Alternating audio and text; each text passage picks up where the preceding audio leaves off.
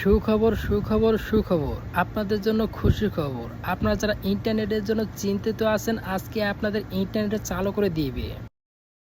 জুনায়েদ আহমেদ পলক নিজের মুখে বলেছে আপনাদের জন্য সুখবর। জুনায়েদ আহমেদ জানাচ্ছে দেশ জুড়ে বন্ধ থাকা ইন্টারনেট সেবা বিষয়ক সুখবর দিয়েছেন ডাক, টেলিযোগাযোগ ও তথ্য প্রযুক্তি প্রতিমন্ত্রী জুনায়েদ আহমেদ পলক। তিনি জানিয়েছে আজ রাতের মধ্যেই ব্রডব্যান্ড ইন্টারনেট চালু হবে।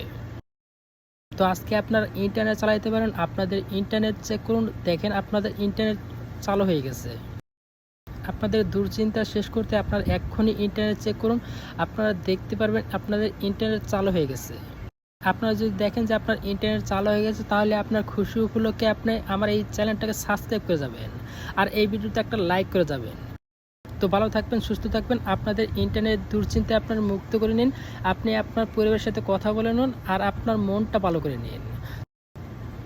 তো যদি মন ভালো হয়ে থাকে তাহলে আমার চ্যানেলটা সাবস্ক্রাইব করে পাশের বেল আইকনটি বাজিয়ে রাখবেন।